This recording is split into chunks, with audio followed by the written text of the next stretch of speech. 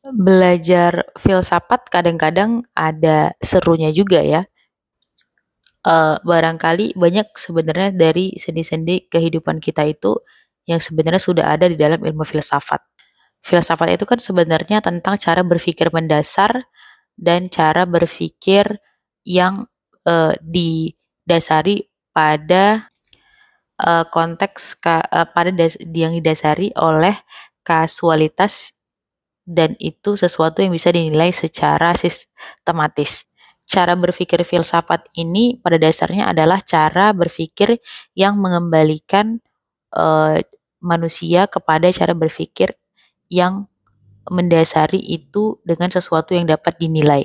Jadi misalnya gini, kalau misalnya kita berpikir itu kan kadang-kadang impulsif yang kita dasarkan pada keadaan dan situasi yang terjadi saat itu tanpa berpikir sebenarnya what the reason behind and apa yang membuat kita harus melakukan itu. Jadi kalau misalnya ini menurut aku ada satu apa ya istilahnya kayak ilmu dalam filsafat yang disebut dengan first principle thinking atau cara berpikir mendasar, atau kalau terjemahkan sendiri lah intinya begitu, di mana cara berpikir ini mengajarkan kita untuk berpikir kembali kepada esensi dasar dari hal itu tersendiri gitu. Jadi kalau misalnya kita ini cara berpikir ini sebenarnya sangat efektif sekali kita gunakan untuk berpikir dan memutuskan hal-hal yang besar terkait dengan keputusan, misalnya keputusan kehidupan, dan sebenarnya juga bagus dan relate untuk digunakan dalam mengambil keputusan dalam hal-hal kecil setiap hari di kehidupan sehari-hari kita. Efektif sekali ketika kita menggunakan cara berpikir ini untuk menentukan tujuan-tujuan masa depan kita, tujuan-tujuan hidup kita, planning kita, dan sebenarnya alasan dan dasar apa kita sebenarnya untuk hidup. Jadi aku juga baru dengar sebenarnya first principle thinking ini ketika di usiaku itu sekitar 22 tahun, dan aku rasa ini membuat cara berpikirku itu semakin lebih clear, lebih bersih, lebih jelas, dan mudah. Ya, maksud aku begini, kenapa aku tuh baru menemukan itu di usia yang segitu gitu ya. Dan kenapa juga aku nggak belajar itu dari lama. Jadi kan kalau misalnya belajarnya itu dari dulu dan tahunya dari dulu, tentu aku nggak bawa babak belur dengan kenyataan dan pengalaman kehidupan. Jadi begini ya, aku termasuk salah satu orang yang tidak ingin banyak belajar dari pengalaman.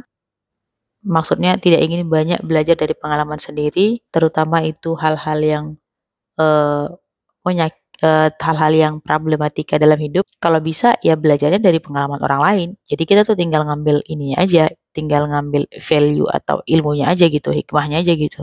Karena menurut gue kalau misalnya lu belajar dari pengalaman, tentu lu harus menyediakan, bukan menyediakan sih, kayak ibaratkan lu harus membuang waktu lu, space, ruang untuk menghabiskan waktu lah istilahnya yang paling tepat untuk mendapatkan hikmah dari pengalaman lo itu. Sementara di sisi lain, sebenarnya kita bisa aja belajar dari pengalaman orang lain yang itu jadi kita nggak buang-buang banyak waktu. Tapi yang menjadi permasalahannya kan begini, kalau misalnya kita belajar dari pengalaman diri kita sendiri, biasanya itu tekanannya itu jauh lebih dapat ketimbang kita belajar dari pengalaman orang lain. Tapi sebenarnya nggak ada salahnya sih, setelah aku pikir-pikir ya ibaratkan 60/40, ya lebih baik milih 60 dong. Sebenarnya kalau misalnya dipikir-pikir lagi ya, segala sesuatu yang terjadi di hidup ini tuh sebenarnya semuanya punya pola. Dan sebenarnya kalau kita sudah tahu dan mempelajari polanya itu jauh lebih mudah ibaratkan. Walaupun tidak menutup kemungkinan bahwasanya ada orang-orang yang berjalan di luar pola.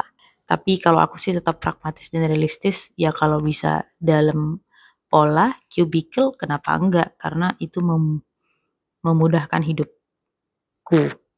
Jadi sebenarnya first principle thinking itu juga mengajarkan kita tentang alur dasar dari cara kita berpikir. Jadi kan sebenarnya kita tuh babak belur dalam hidup kan karena sebenarnya kita tuh nggak tahu polanya, nggak tahu ilmunya, dan kebanyakan kita tuh kayak ngalir aja, kayak ini, just flow in the river.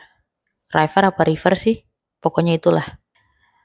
Sejauh yang aku ketahui bahwasanya ini cukup cara berpikir ini cukup membantu, dan kalau misalnya kalian belum jelas apa sih ngomong apa sih first principle thinking, ya kalian cari aja sendiri.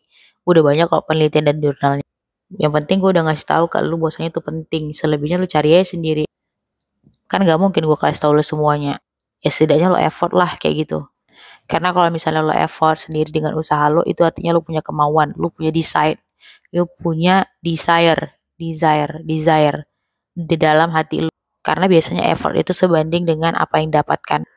Terus juga tanamkan dalam diri untuk punya kebiasaan curiosity atau rasa penasaran yang tinggi. Karena itu akan membantu kita untuk menjadi lebih dan lebih lagi. Oke, teman-teman. Segitu dulu buat video kali ini. Thank you and see you in the next video. Bye-bye.